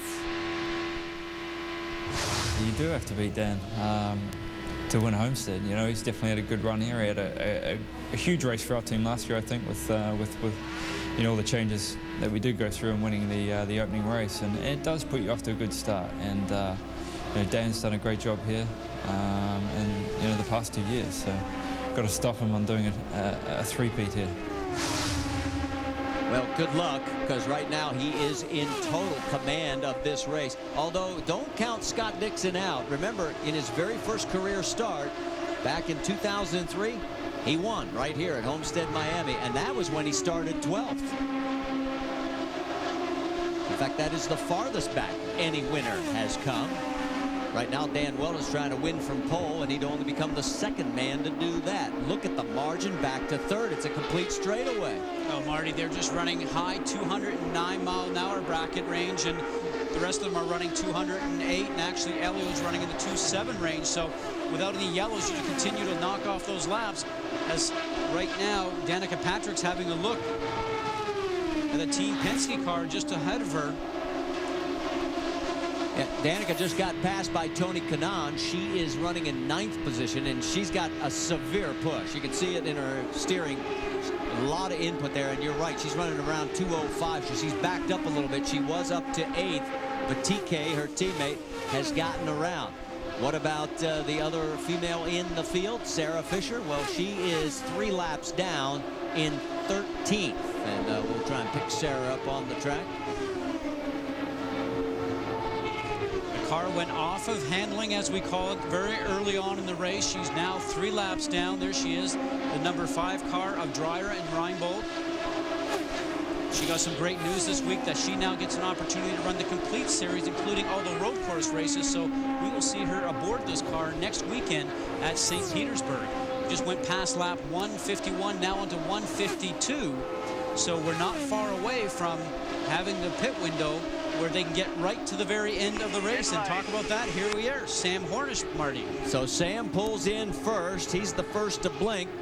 And Jack, we're going to send it your way. Remember the last time, guys, Sam Hornish elected to put his qualifying tires on. The reason why is he wanted a brand new set for the final run.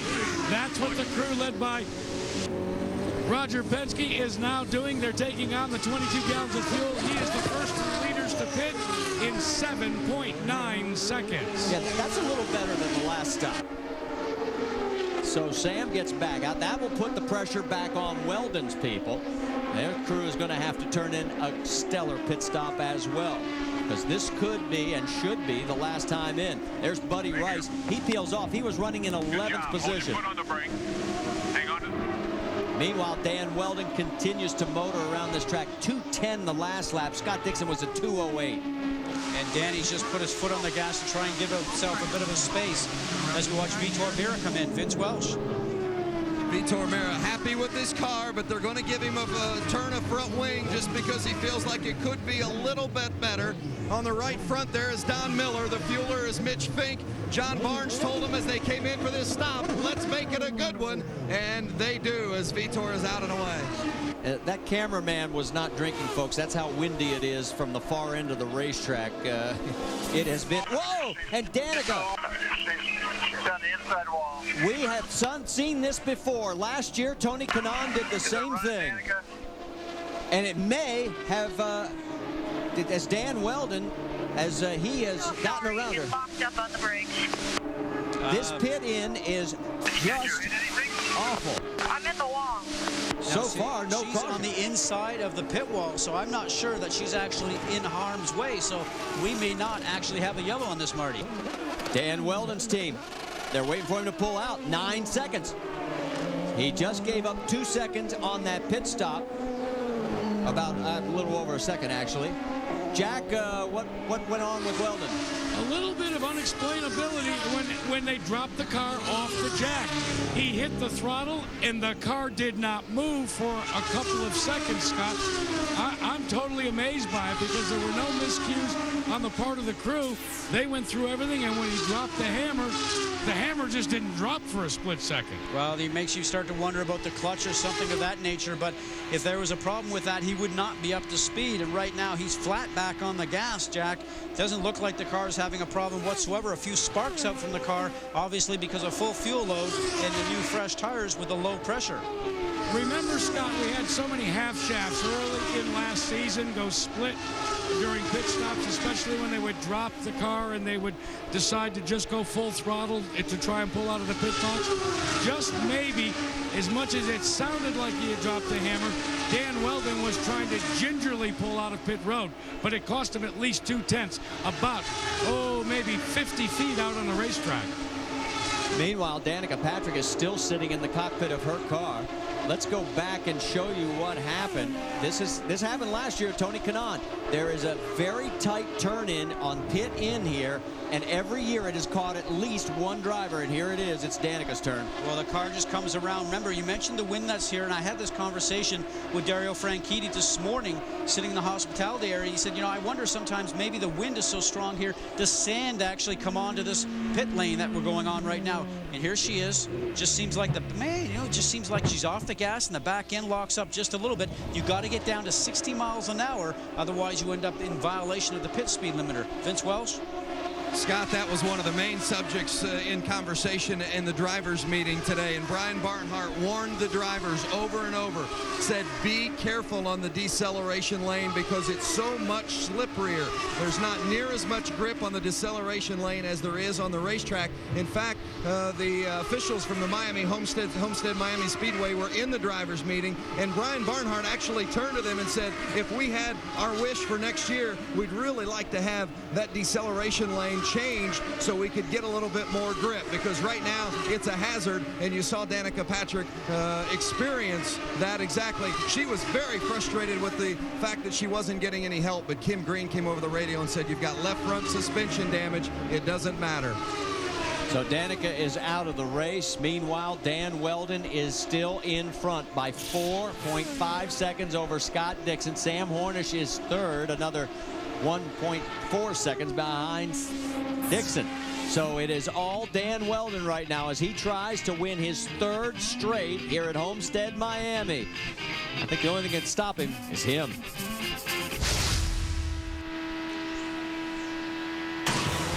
ESPN's presentation of the Ethanol IndyCar 300 is presented by XM Radio. 170 channels to find what turns you on. Beyond AM, beyond FM, XM. And in part by Ethanol, America's high-performance renewable fuel. And Polaris Ranger, hardest working, smoothest riding. And that was downtown Miami, and high above, we look down on Dan Weldon, and it has been one of those races. I'm not so sure we may not have that close finish like we did last year, because look at this. It is now 4.7 seconds back to 2nd place. His teammate, Scott Dixon. He's destroying the field. I think he just was holding some in reserve. We saw just before that last pit that it seemed like he put his foot on the gas, just wanted to give himself a little bit of space between himself and the teammate for the upcoming pit stop. And then after this, now some final adjustments on the car, Marty, maybe some fresh tires, different air pressure, some cockpit adjustments, a wing adjustment, and he is off. Sam Hornish is 3rd by 7.2 seconds. Vitor Mirror by 13 seconds is 4th. I mean, this is like, I can't remember the last time we've seen this much space between 1st and 2nd. No, he came here, he wanted to make a point. He was upset at me. He said that to me, that you wrote that there was no way the red and white cars, especially I, was going to dominate. But you know something? He has been so focused in the offseason with his training, so focused with his engineers. The only thing he wants to do is put everything right that he thought went wrong last year, and that was not winning the championship and not winning the Indy 500. You're looking at Sam Hornish. This is his 100th career start. He has 18 wins. The only guys that have more in that stretch, A.J. Foyt, Mario Andretti, and Rick Mears. I don't think he's going to get number 19 tonight, but that's still a nice club to be associated with. Meanwhile, take a look at this. His teammate, Helio Castroneves, and Tony Kanaan going after each other for 6th. Helio and Tony, who's going to get it at the stripe this time by? Now, Tony has got his lap back. Remember, he was down 1 lap previously, so he just keeps digging. He never gives up. He knows that there's valuable points here. He's not going to give up when the car was just a little bit off. So these two, who used to be teammates years ago in the old Indy Lights series, now go after each other. One for Andretti Green and Tony Kanaan, the other for Team Penske, Helio Castroneves, and right now TK's pulling away. Oh, and you see what TK did? He went all the way up to the wall once he got past Helio Castroneves and then dropped down, took all the air away from Helio and just left Helio way behind.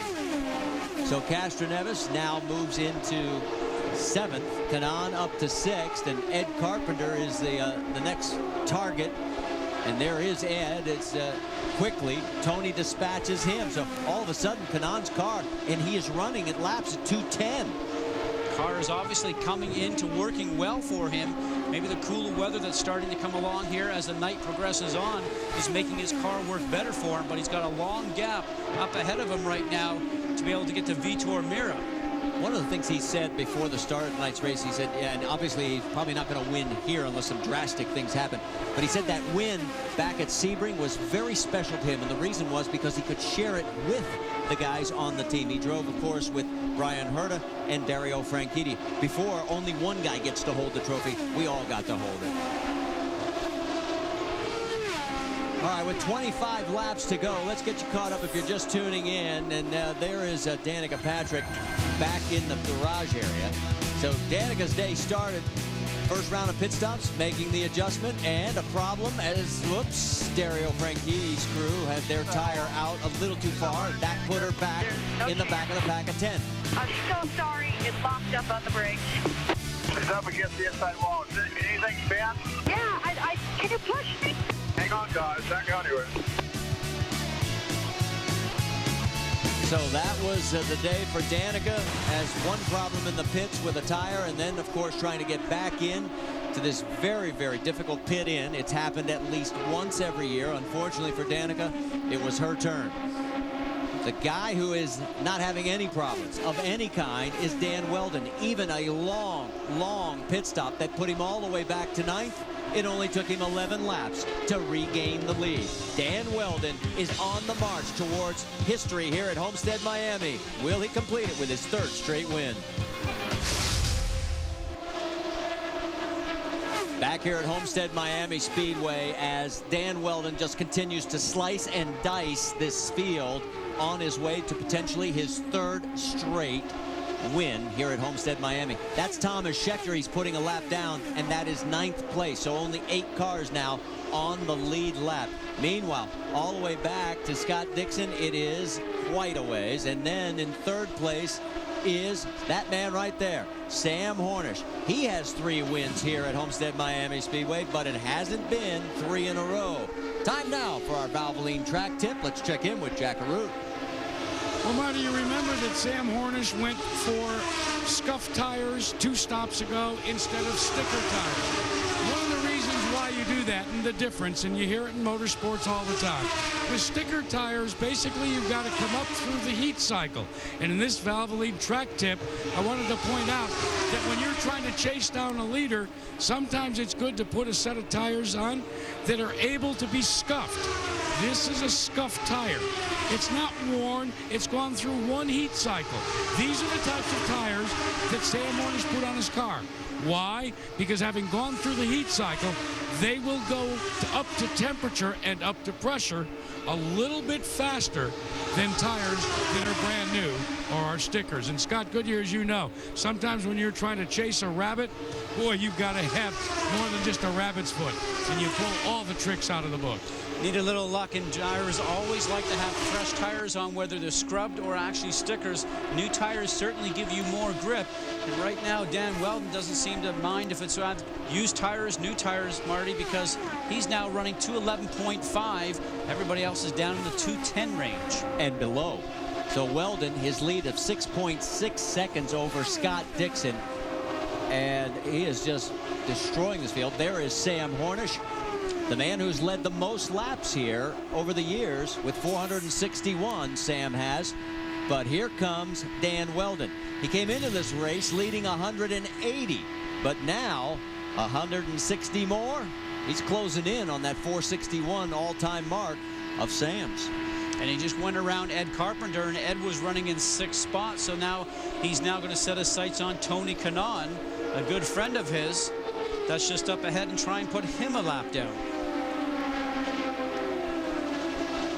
I can't remember the last time we saw this kind. There's Tony Kanaan. Gives you an idea how far he's got to go to track him down, but at the rate he's going. But Tony has been one of the cars that's been consistently running 210 laps. So he likes his car right now, and it shows because he's been able to move up into 5th place. I've never seen in all of last year, I can't remember a race where we had this kind of domination by one driver throughout the whole time. So many times it looked like Danny Weldon was going to be able to do that. You think about even his Indianapolis 500 run and then actually having a puncture. You can think back to so many races last year where he was so strong and things just didn't work out. Pit problems, track problems, mechanical problems. You know, he thought that he should have dominated last year, and that's why I said I think that's the focus he has right now. He wants to just go out and annihilate this field. But the difference is last year they couldn't ever overcome those obstacles. Tonight they did. They had a horrendous pit stop. Well, they have. We still got 10 to go. And as a previous driver, you're sitting in that cockpit right now just hoping nothing goes wrong. Jack? Guys, that effort for domination, remember, started back in spring training when they rolled this Target Chip Ganassi car off the trailer. Only thing that Weldon wanted to do was be on the top of the speed charts each and every time. He pressed it so far, remember, in the night practice, he actually crashed the car. Some people and some pundits asked him, said, it's just a test session. He said, this year, I want to lead everything, including first to the line, first across the checkered flag, first in every practice. They all count for me. Right now, he's 9 laps away from making history with his 3rd straight win here at Homestead-Miami Speedway. If he pulls it off, he'll only become the 2nd pole sitter to go on to win. Sam Hornish being the other to pull that trick. And he has just been amazing. Scott Dixon will show you where he is. Well, it'll take us about 6.5 seconds because that's how far back it is. That's over a straightaway. There he is. That gives you an idea. I mean, I still can't get over the way he came back in 11 laps from 9th to 1st. And it looked like he maybe could have even done that a little bit quicker if he really wanted to push it. But the patience was actually very smart that he just sat back and took his time to do that. Okay, you want to know where Sam Hornish is? Well, we're going to have to go back another 8 seconds from Scott Dixon, because Scott has opened up that much room. And we'll give you an idea as we pull all the way back. And there comes Sam.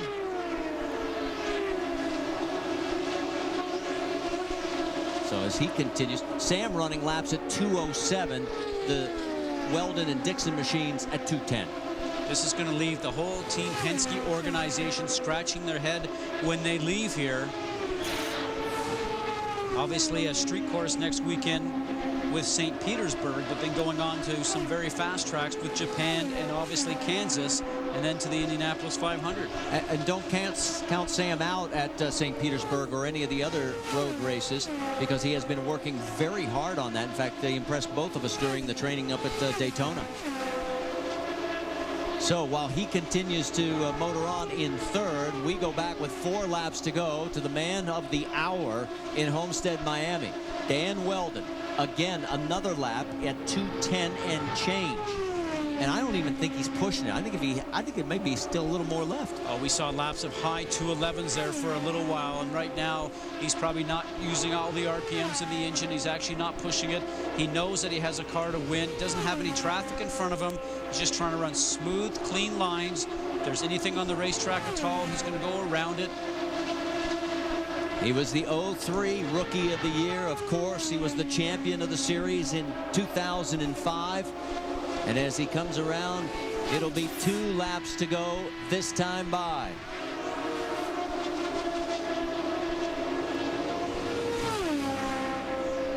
Effortlessly through 1 and 2, and again another lap, 2:10 and change. Now, when we were on board with him just a moment ago, you saw how smooth his hands were, and he's not even working the car very hard at the speed, and he's the quickest one out there.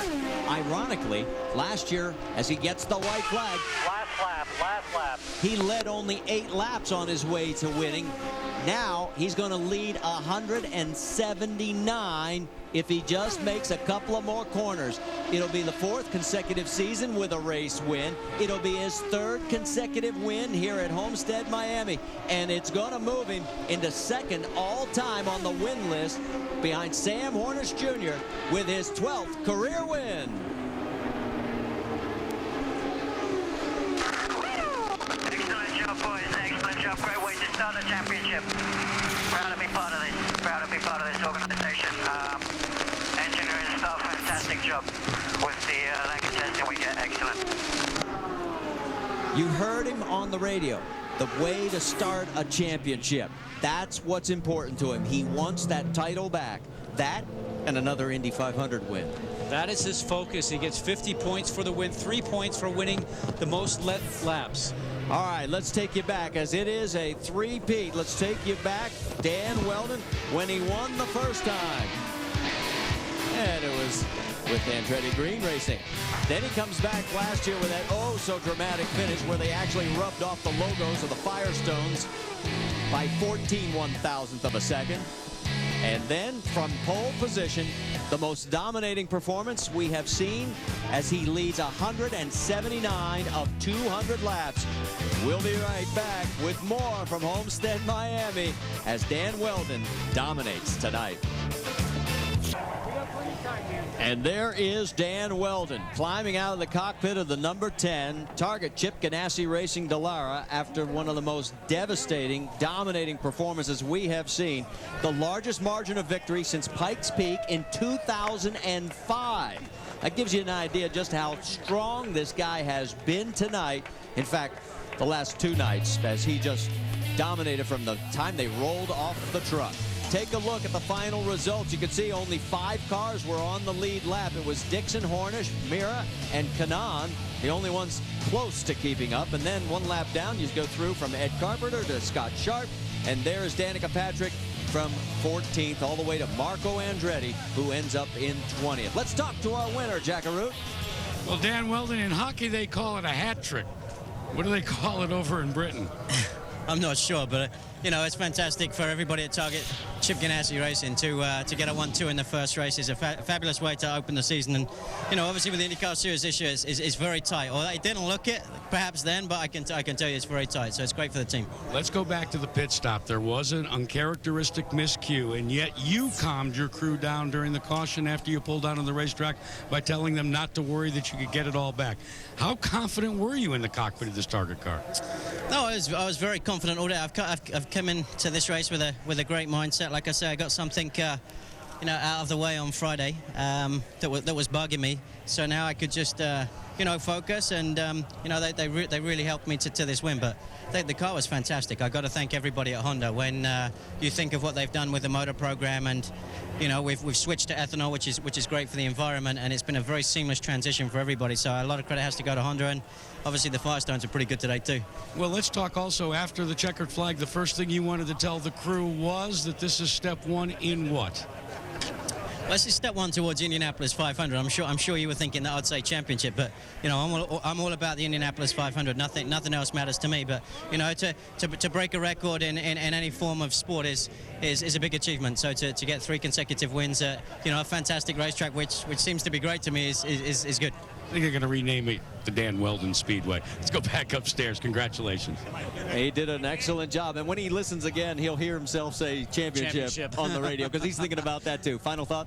Well, something, I didn't think the red and white cars were going to be strong from what we saw in the whole Homestead test, but I'll tell you something, right now those guys are doing a great job. Penske's got some catching up to do. Well, and maybe a few other teams as well, and we'll find out, because we're not going to stop here. In fact, we're going to go from here in Miami, just up the road. We'll see you next Sunday, April 1st at 2:30 Eastern. Honda Grand Prix of St. Petersburg, presented by XM on ESPN.